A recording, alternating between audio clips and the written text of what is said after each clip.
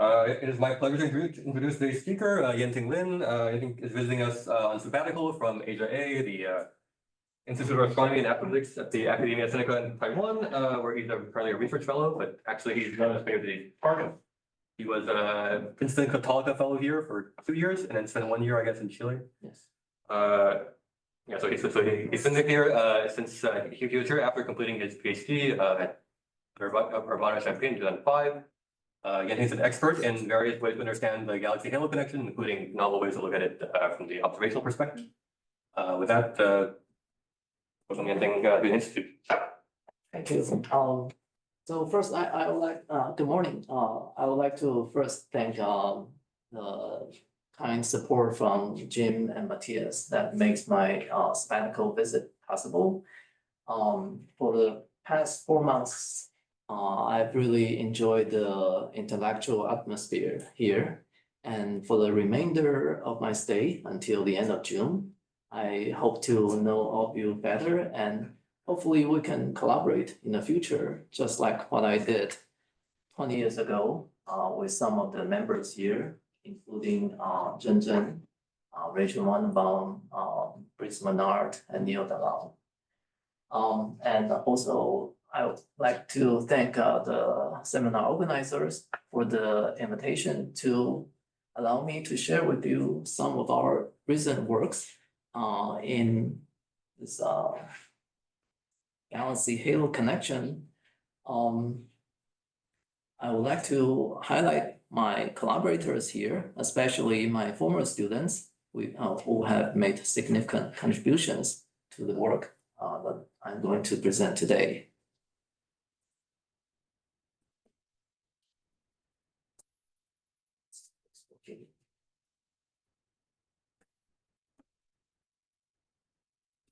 It's frozen. No progress. This is the slide. Thank you very much. You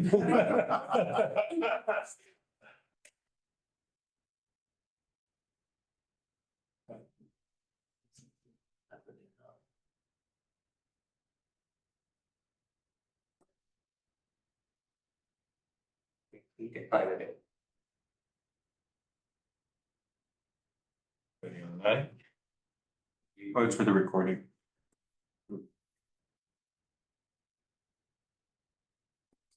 It's sharing. Not sharing.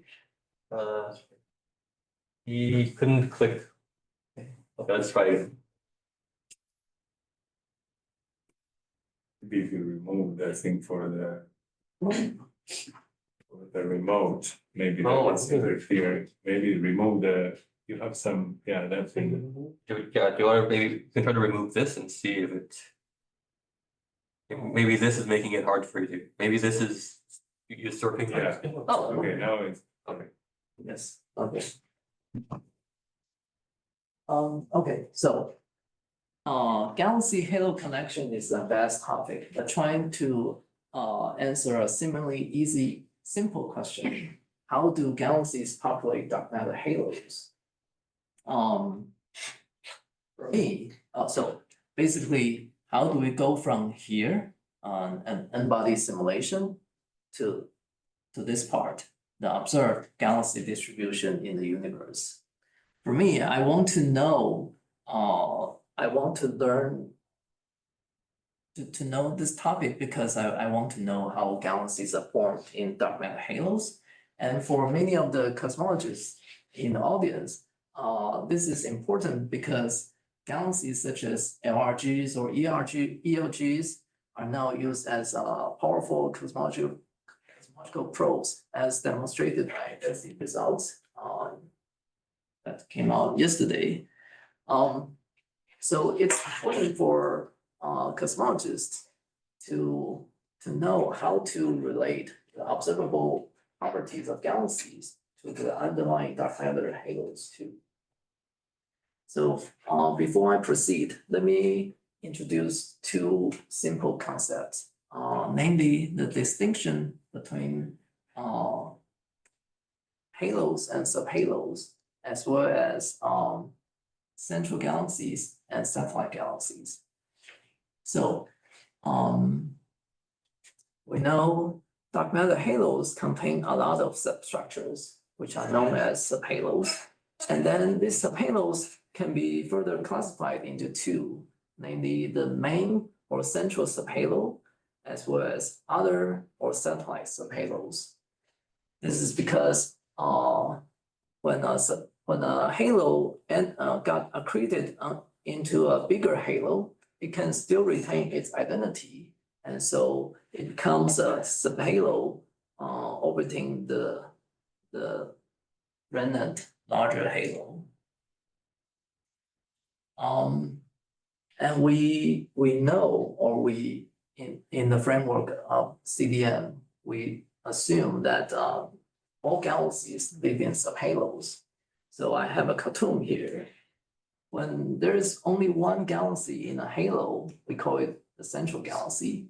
When a halo contains more than one galaxy, we often refer to the most massive or the most luminous one that lives closest to the bottom of the potential well of the halo as the central galaxy, and call the rest the satellites. Okay, so just to be clear on this. And one key element in the study of galaxy-halo connection is the stellar mass-halo mass relation of central galaxies. So you can see how they are related. So at low mass regime, this mass grows very fast, and then at high mass regime, the growth slows down, and this will provide clues for us to understand how galaxies grow as dark matter halo grows. And on the left-hand side, I'm basically showing the same thing, but now the y-axis is the stellar mass divided by the halo mass, again for central galaxies as a function of halo mass. So now you can see that the star formation efficiency appears to be highest in halos of mass between 10 to 11 to 12, and then it's much lower at both high and low mass ends. So the question is, what makes this scale special? And this is one way to study galaxy formation. In this diagram made by Wexler and Tinker several years ago, they listed several ways to approach galaxy halo connection, from numerical simulations to semi-analytic models, and then for modeling empirical models such as universe machine or emerge, and then subhalo abundance matching or SHAN, and halo occupation distribution or HOD. Take universe machine as an example. It actually uses the stellar mass halo mass relation as a starting point. Well, it tries various forms or shapes of the stellar mass halo mass relation as a function of redshift, and then populate the halos with according to a given relation, and then tries to derive key observables such as the stellar mass function, cosmic star formation history, or the stellar mass or the star formation mesh sequence. And then for this audience, I guess I don't really need to talk about HOD, but just for completeness sake, HOD is a simple framework for us to visualize how galaxies populate dark matter halos. So I already have this cartoon before. So basically, given the number of galaxies, mean number of galaxies inhibiting a dark matter halo as a function of halo mass, so it's called halo occupation number, as well as how galaxies are distributed within halos, we can compute the correlation function or power spectrum. So for galaxies within one halo, this is the so-called one halo term. We can use this expression to do it. And then by comparing and then for galaxies that are distributed in different halos, we can compute the two halo term. And the sum of this one and two halo terms will be the correlation function or power spectrum. And then by comparing the correlation function with observations, we can constrain the shape, the scatter of the occupation number or the way galaxies are distributed within halos. Then we can try to understand why galaxies populate halos this way. So this is another way to get this galaxy halo connection. And finally, for abundance matching, it has the beauty of having only very few free parameters, like in hydro simulations or SAM, or even empirical models, there are many parameters. HOD typically has 5 parameters, but SHAM is popular because it has only very few degree of freedom, and it relies on the ansatz that galaxies and subhalos can be connected by matching their number density. Or equivalent, this is equivalent of saying that more massive halos or galaxies live in more massive subhalos. So you can make a connection between massive or luminous galaxies with massive subhalos like this. And after introducing some scatter between these two, the clustering properties of galaxies magically can be reproduced. This is beyond my understanding, but somehow this just worked. Okay, so yes. It must depend how the galaxies are selected, right? Are those selected based upon a rest frame optical luminosity?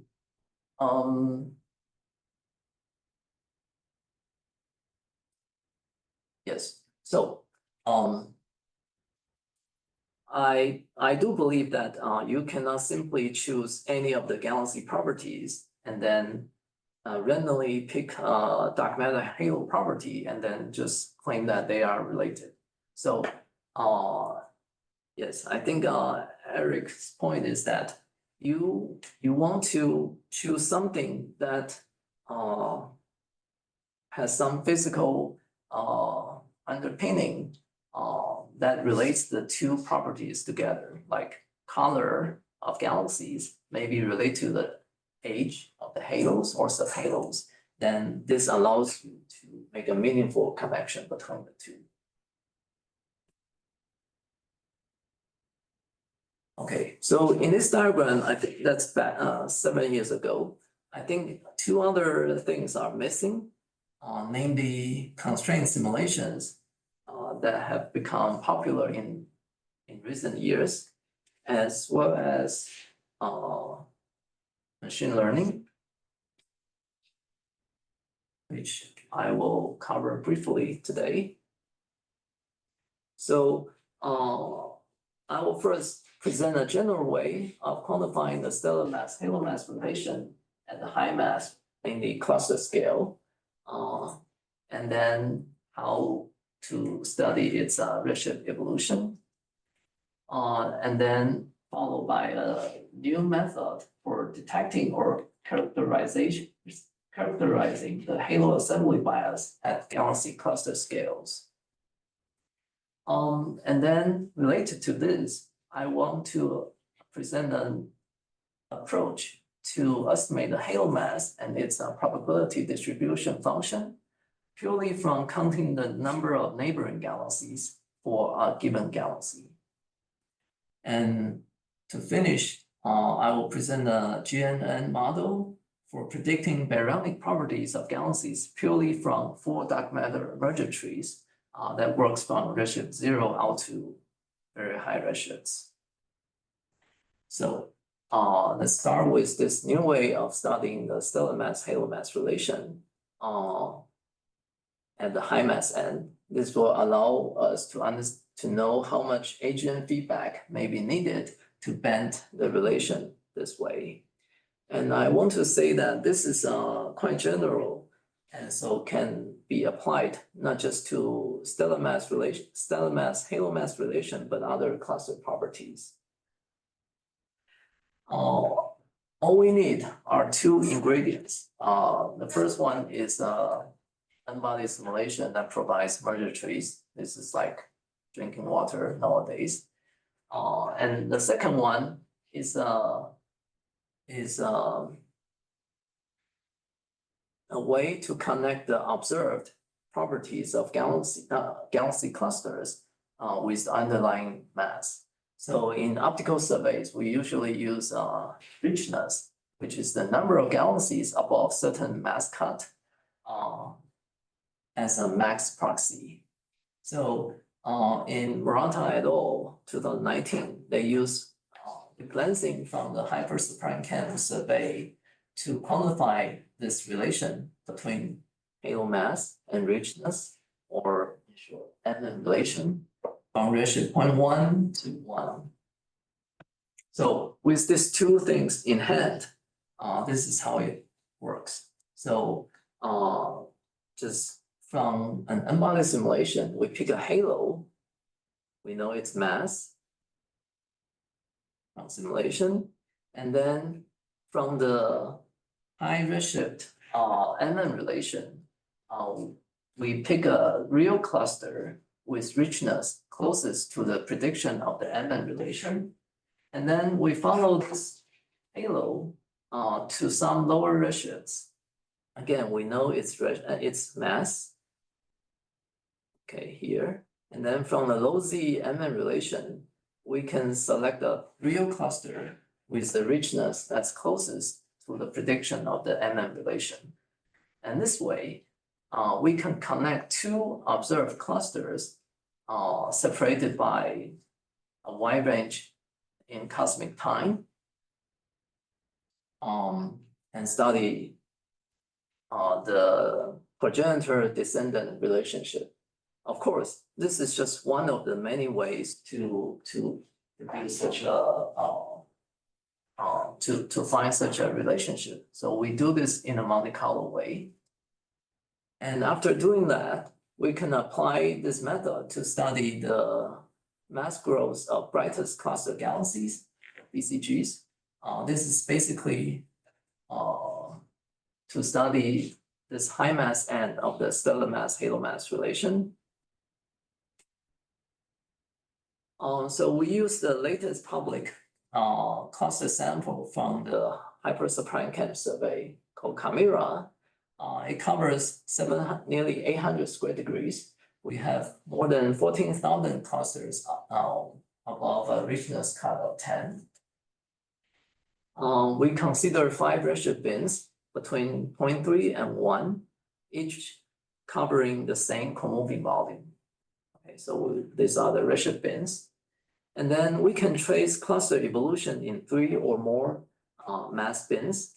So for example, in this plot, the y-axis shows the BCG stellar mass as a function of cluster mass. We have 3 sets of points. The red points represent the most massive clusters with log mass greater than 14.6 at redshift 0.3. The green points are our intermediate mass cluster sample with log mass between 14.4 and 14.6. The blue points are our lowest mass bin with mass in this range. And for each set of points, we can actually measure how BCGs grow with time. So for each of the sets of points, the leftmost point represent the measurement at redshift about 1. And then the rightmost point represent the measurement at redshift about 0.4, or in the middle of this lowest redshift bin. So we can regard the x-axis as an arrow of time because we follow the growth of clusters. Sure, these are different clusters, right? That's not you're tracing one cluster with time is Right, we trace a set of clusters. okay. With So- different redshift. Right. So the red points are the clusters by redshift 0.3, their masses are above this mass. That's according to some model. According to the merger trees. Okay. Okay, I mean, from the merger trees, we know, or simulations, we know their masses. And then using the NM relation, this one, we can relate the mass to the richness. So this way, we can study the cluster growth as well as the whatever that reside within the cluster, how it evolves with time. And the good thing about this approach is that it takes into account the scatter in the observable mass relation, as well as the hierarchical buildup of clusters. So for more details, please take a look at the paper that we skipped yesterday. It provides the details of how we do it. And also how Yeah. how do you calibrate the two masses roughly? So the mass, stellar mass here is just provided by Camera catalog. Okay, so they basically use a simple stellar population synthesis model to convert color to stellar mass. And again, the halo mass here is informed from merger trees and this richness halo mass relation. Okay, this is not from the No.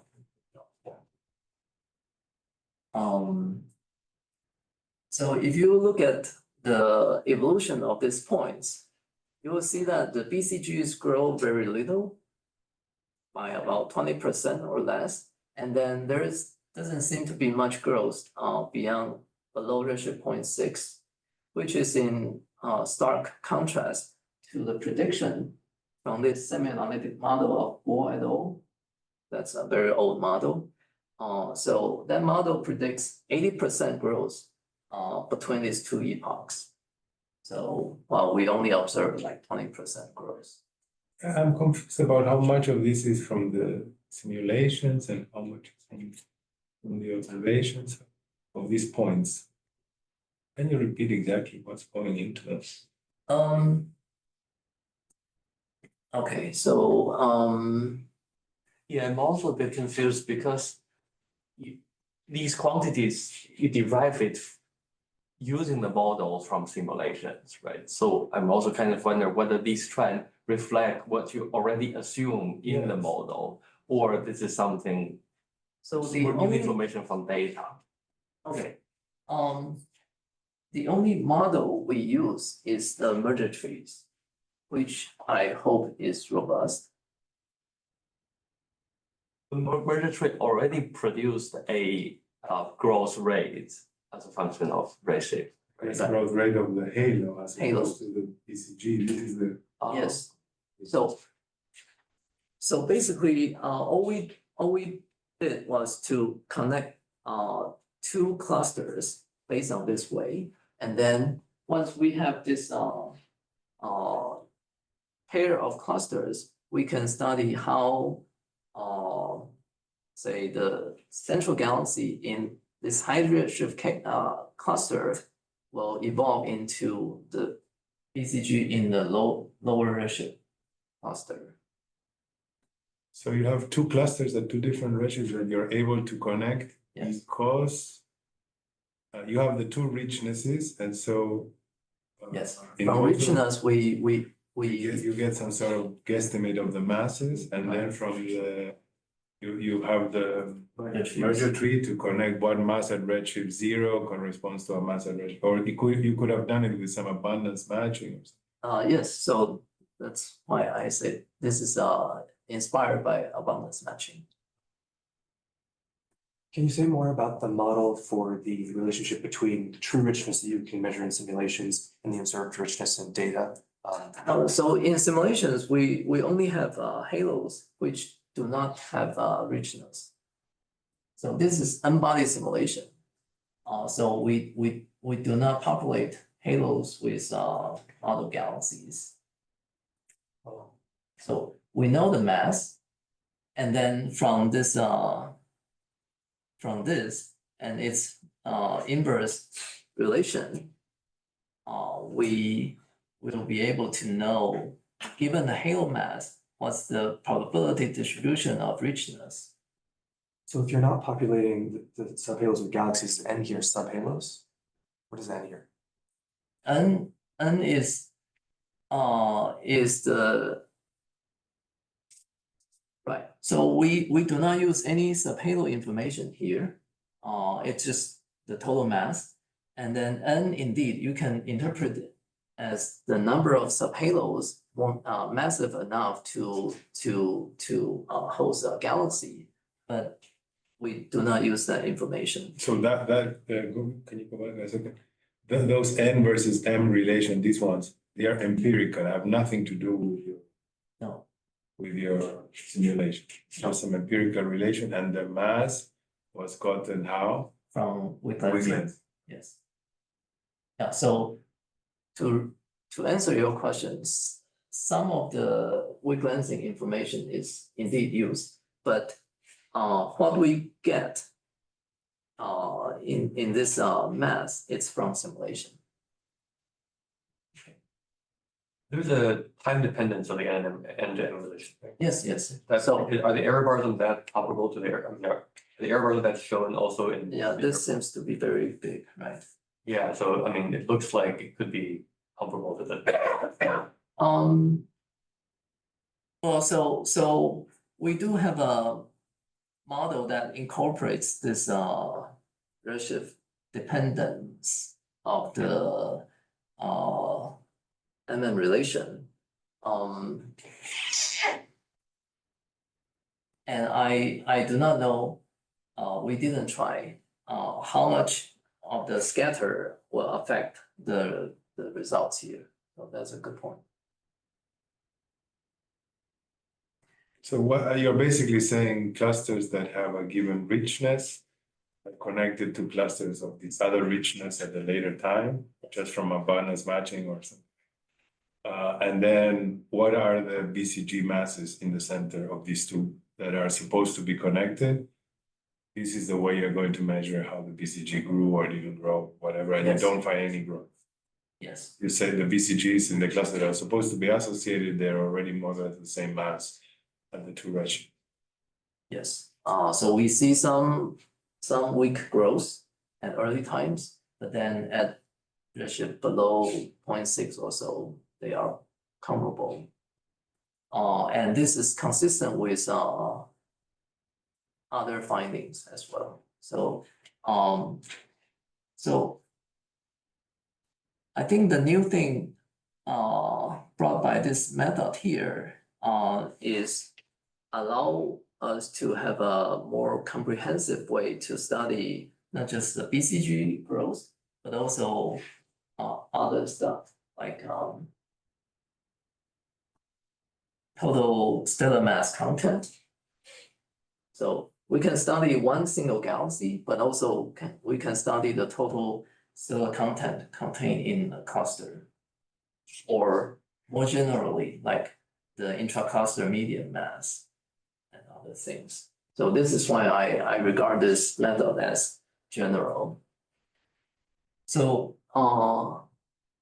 this is total galaxy stellar mass, halo mass relation.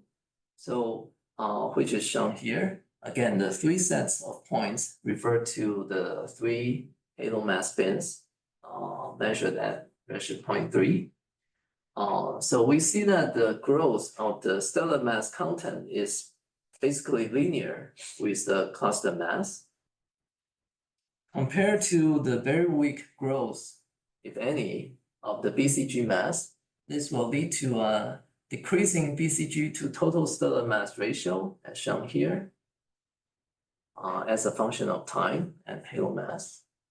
So you can see that at high Z, they, well, depending on the halo mass, they occupy like maybe 15 to 20% of the total stellar mass. But then as the cluster grows in time, they gain more satellite mass, but the BCGs do not gain much mass. So the BCG dominance becomes smaller with time. And this is consistent with the low Z measurements by Andrei Kravtsov and others. So this is M500, whereas I use M200. So this ratio will be naturally larger because if you go to larger aperture, you get more stellar mass, but BCG mass remains the same. So what about the BCG stellar mass versus BCG dark matter mass? Oh, that's, I think, Although it is don't- ill-defined issue. They sit at the bottom of the potential.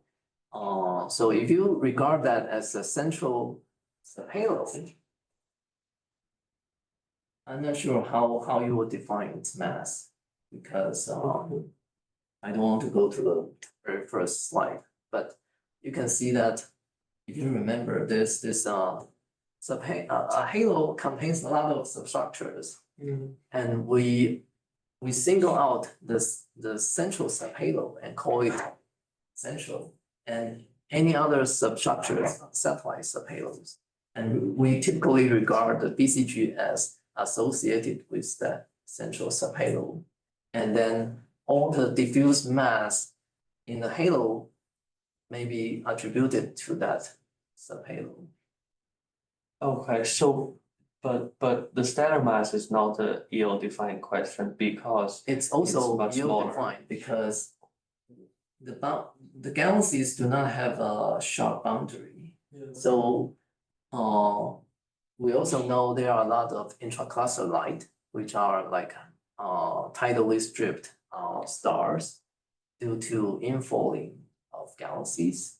So where do the central galaxy light stops and where do intracluster light starts? That's kind of difficult to answer. So for here, we simply use a simple method provided by the pipeline from HSC. That's the C model magnitude based mass. So C model is a combination of the divocular profile and disk profile. Just adjust the relative importance so that you can make a best effort match to the BCG light profile. Yeah, so I asked because here it seems to be saying the stellar mass not growing very much in the late time. Yeah. But like from embodied simulations, you kind of know the answer of how the dark matter grow. I wonder Yes. kind of for the dark matter whether it also grow in the late time or it's flat. Yes, so I have answer for this.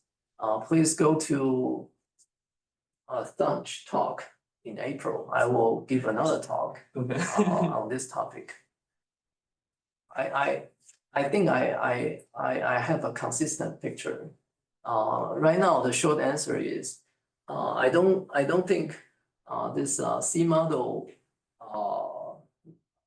measurement actually captures most of the light of the BCGs. So that may be the reason why we find this lack of growth in the Don't the BCGs have a, I mean, there's some characteristic length scale of the light profile, right? we separate it from the back of the intracluster like this.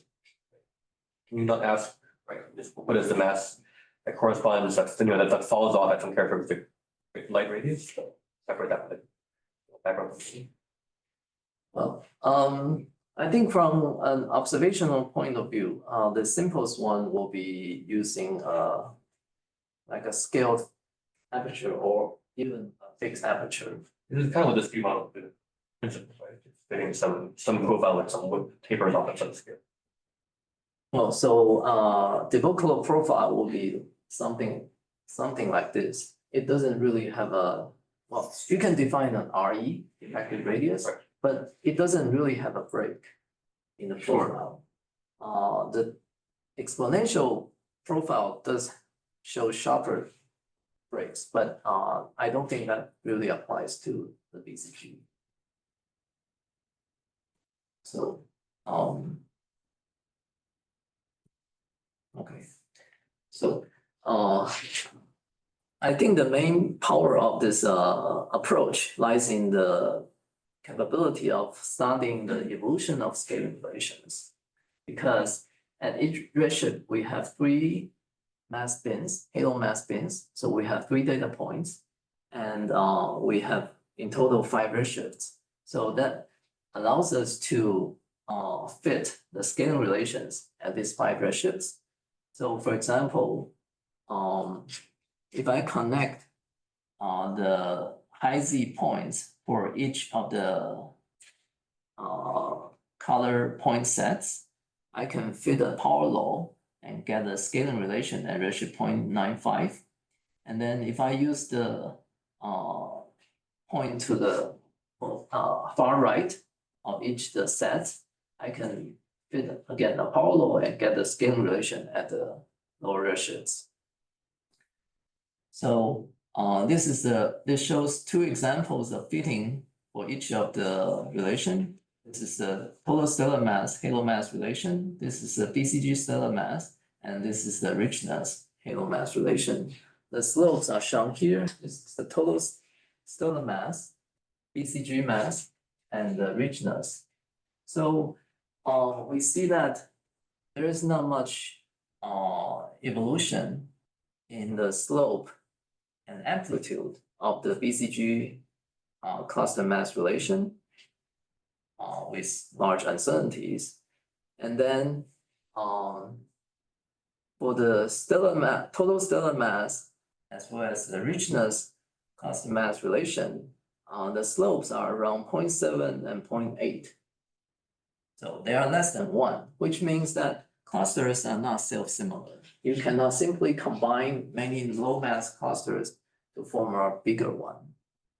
During this process, you have to lose stellar mass in galaxies or simply lose galaxies. They may be destroyed or get kicked out of the clusters during merger process. So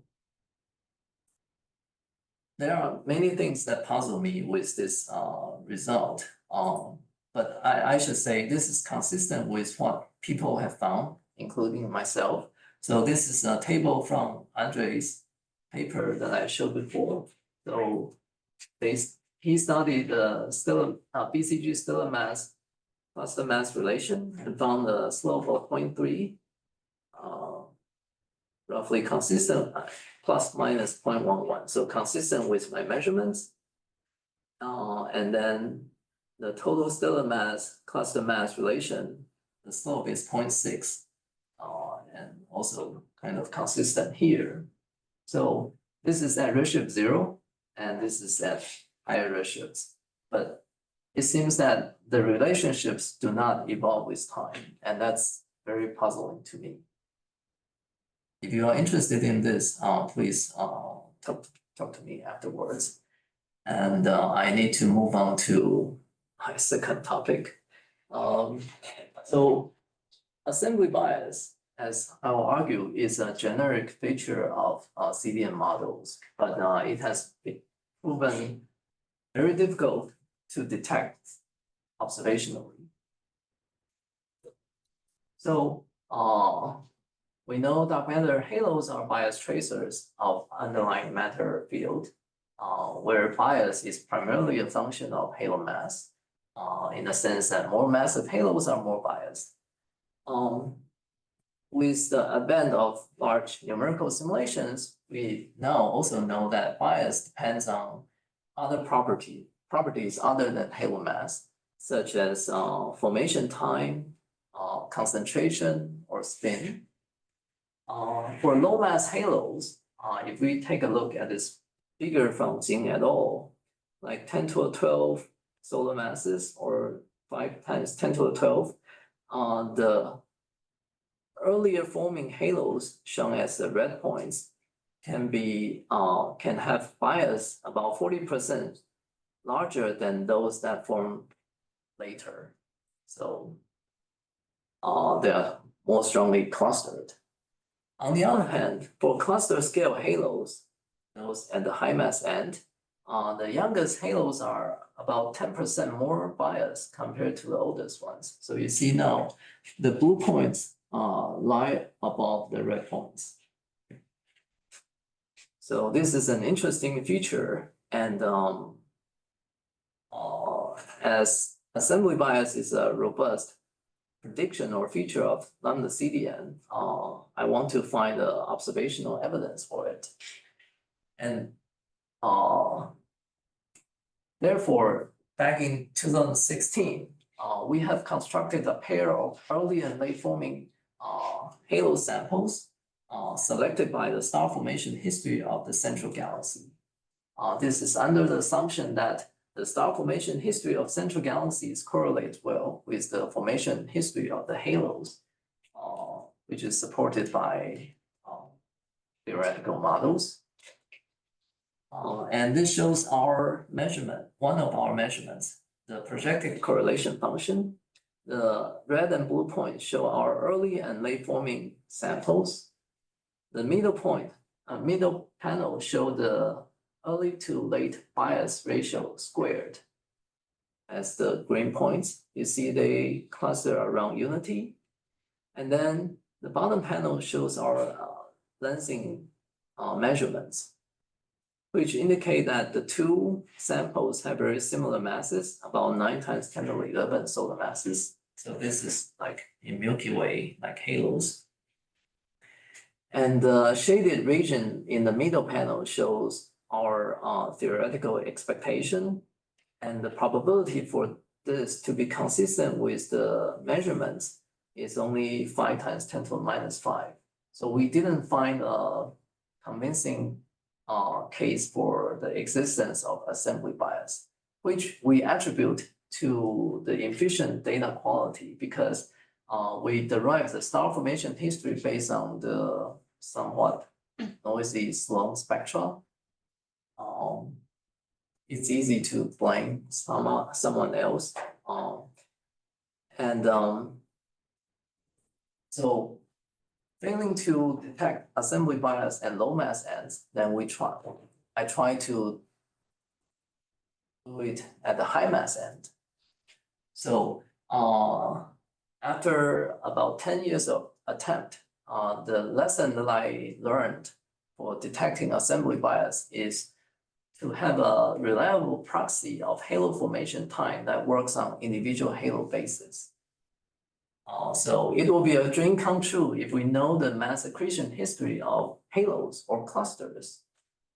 And so how do we do that? Using the group catalog of Yang et al. Wang et al. Have run a constraint simulation of the local Sloan volume of Elucid. So basically, they went from galaxy distribution in Sloan to a group catalog. And then after removing the redshift space distortion, they were able to construct the Sloan density field out to redshift 0.12. And then with a clever way of rapidly exploring the initial conditions, they found some that will evolve into the one that looks just like Sloan. So for structures larger than 2 megaparsecs, which is about the size of massive clusters, there's a very good correspondence between Sloan large-scale structures and the structures in Elucid. So taking the advantage of this high fidelity simulation of the local universe, we use it to study assembly bias at massive ends. By selecting the most massive 600 clusters from Young's catalog, and then we find the counterpart halos in Elucid and use the Elucid halo age to label the Young cluster as young or old. Okay. So we split the clusters by extrema in Z20, which is the redshift when a halo or a cluster has accumulated 20% of its final mass. And also limited our cluster sample in certain halo mass ranges and redshift range. So we have 138 oldest clusters and 121 youngest clusters. With glancing, we found that the two cluster samples have similar halo masses. The early forming sample has about 1.3 times 10 to the 14, while the late forming one is about 10 to the 14 solar masses. The lensing signal is here. You see it's kind of noisy because we only have this small number of clusters. But we do have very cleanly measured clustering measurements. So this is done by cross-correlating our cluster sample with the Sloan main galaxy sample. So we know the clustering very well. So the red and blue points are the early and late forming samples.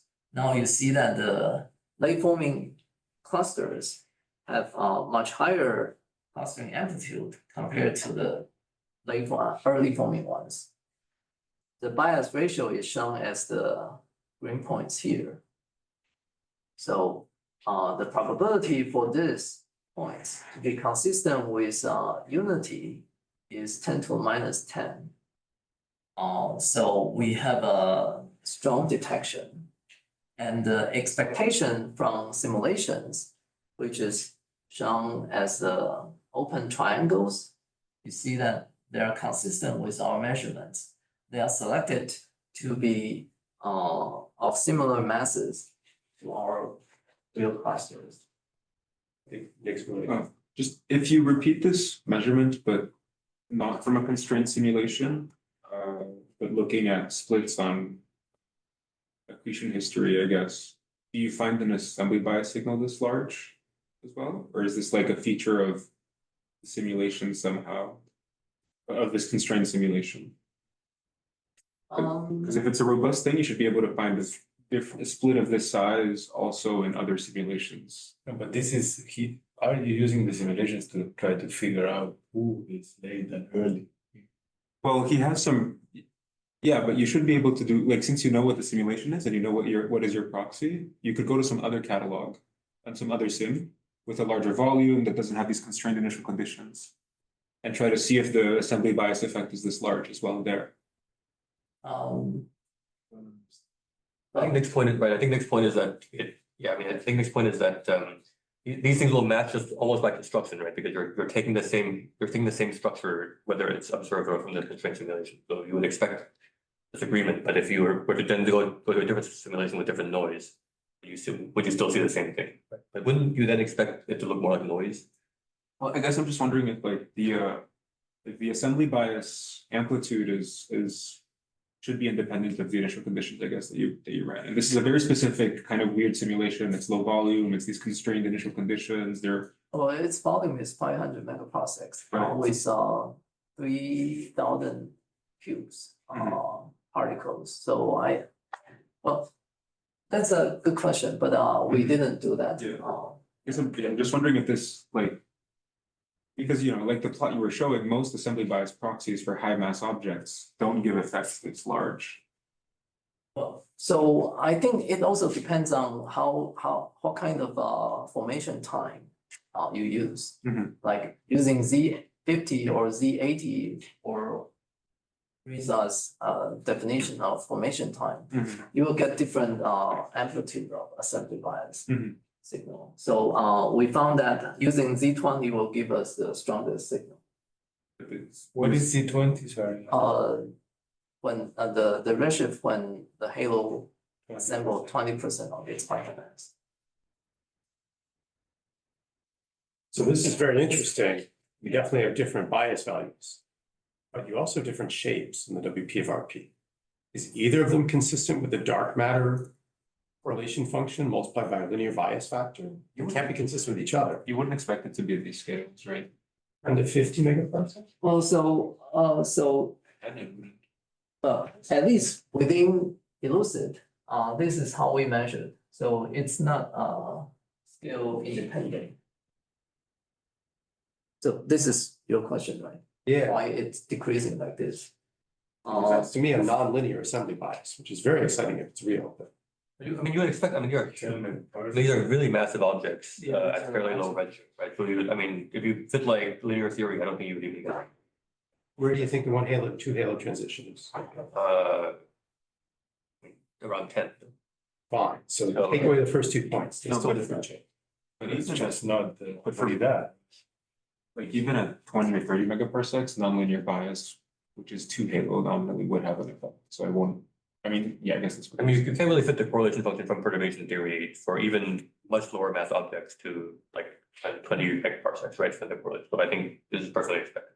Shape differences. Yeah, yeah. Because I mean, that's beyond, I mean, even if you add the loop correction, you still will not be able to do most of these scales, right? Okay. So I'm not. That's great, I'd be very impressed to see a simulation where you take account of all the effects and you see that much shape difference. That'd be great. Okay. Good point. I will check that.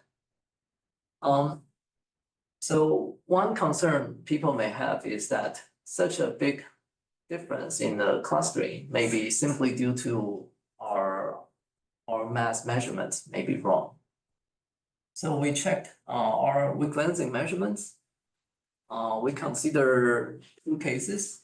So maybe our early forming sample mass is biased high by 1 sigma, while that of the late forming sample is biased low by 1 sigma, which has a 2.6% chance to occur. But even accounting for this, so we just adjusted the masses of the 2 samples, but the consistency probability is 7.5 times 10 to the minus 5. The other extreme is maybe our late forming sample mass is biased low by more than 2 sigma, which has 2.3% chance to occur. And again, we have very similar probabilities. So all these calculations are using the Tinker 2008 bias halo mass relation. If we assume certain uncertainty in that relation and artificially decrease the expected biases, then the probabilities will become 0.0053 and 0.0025. So still about 3 sigma significance. So even considering the mass uncertainties, I think we still have a strong detection. To further strengthen the case, we look at the properties of galaxies within these clusters because Elucid by construction do not use the galaxy properties. So this should be regarded as an independent validation for our results. So we first do a cluster galaxy cross correlation to study the surface density profile of the member galaxies. So this is for early forming sample and this is for late forming sample. The black, red, and blue points are for all the galaxies, red and blue galaxies respectively. And after fitting an NFW profile to the red galaxies, we found that the concentration for the early sample is 7.1 plus minus 1.7. And that for the late forming sample is 5.6 plus minus 0.6. So it's not a strong deviation. I mean, difference is there, but the error bars are large. But this is indeed in the direction in line with the expectation that in early forming halos, the subhalos or galaxies spatial distribution should be more concentrated. And then we also noted that after integrating the surface density profile, we get a total number of galaxies. So the number of galaxies in our early forming sample is only 0.75 or 75% of that in the late forming sample. We're about the time, but we started like 5 minutes later, so. Okay, And we have a lot less questions. Okay. yeah. And recall that there is some mass difference in our early and late forming sample. And then we also know that the number of galaxies or richness goes as cluster mass to 0.8 power, as I have shown here. So combining all this, so the early forming sample is somewhat more massive, but it has less galaxies than that in the late forming sample. This implies that there is about 60% fewer galaxies in early forming sample than that in the late forming sample if there is no assembly bias. Okay. We try to look at the magnitude gap between BCG and the G2, the second most luminous galaxy, and found that the gap in early forming sample is 0.44 plus minus 0.01, while that in late forming sample is 0.38 plus minus 0.01. And then the median offset of BCG from the cluster center is that for the early forming sample is 11% of R200, while that for the late forming sample is 14% of R200. So all these observations are consistent with the notion that our early forming sample is indeed older, that allow BCGs to settle to the center of the potential well and accrete more mass, galactic cannibalism. As a sanity check, we constructed 14 pairs of random cluster samples that have similar distribution in halo mass and redshift. Just compare the green points with the green points in our actual sample. You will see that none of this shows signals as strong as our real sample. And the BCG offset and the magnitude gap are basically the same in these control samples. So we believe we have a firm detection. To finish this part, I probably need 5 minutes. What do people think? Okay. So, I mean, basically, if you are convinced, then that's great. If you're not, then I need to walk you through this Asian way of thinking about this. I'm curious whether you are convinced or not. I mean, maybe we can. I'm fairly convinced, but maybe we can. Maybe we can open up to questions. If people want to ask about this, we can. Why don't we take time for like 1 or 2 questions? Okay. Or do you want? If you want to go through this, it's just fine as well. But maybe No. maybe people want to ask. So this is just half of my talk. I probably should give another talk. Later. Sure. There is progress in the Galaxy Hill. Sorry? There is a lot of progress after all to be reported. Well, anyway, thank you for your interest and questions.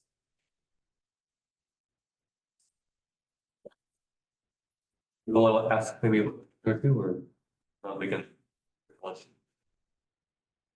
I guess the one thing which I kind of mentioned is like, this is very predicated on the assembly bias in Elucid specifically, but I think assembly bias generically should, if it's a feature of Lambda CDM and not of the simulation, you should be able to sort of match the signals that you're measuring in simulations that aren't these constrained sims. So I'm wondering much thought have you put into that or work in that direction and trying to make sure that this exists outside of Elucid as well? But he's only using Yeah, I don't it to best. understand. Because he's only using Lucid to be able to split the sample, so. Yeah, but How can he apply it but to the anything else? I don't understand. because if he has some proxy that he's doing the split, But which he's is not doing like that. The which is proxy an is the embodied age of proxy. in Lucid, In so it- it's not a proxy based on observation. Okay, but then if I take, say it's Z20, if I take Z20 for halos in another simulation and then the assembly bias signal is null, then what does that mean? Oh, He's finding in the simulation, data itself Z20, yeah. that it exists. I guess I agree that maybe the theory prediction is a bit more confusing, right? But Yeah, like in Elucid, I can believe that there's the split and then the Z20 Okay, in the data and in Elucid are consistent, but is Z20 this strong of a proxy for cluster mass halos in lambda CDM generically in other simulations, et cetera? yes, that's a good point, and indeed, I will try to check that. But using other simulations, for this purpose, I don't think it's feasible. And that's why I want to find other ways that will allow me to get the halo mass just from observations without the help of this constraint simulation. So, for example, I advertised before that we have a way to estimate the halo mass of a single galaxy. So, most of the existing methods will only give you mass in a statistical sense. Like you have to stack with lensing signals or satellite kinematics.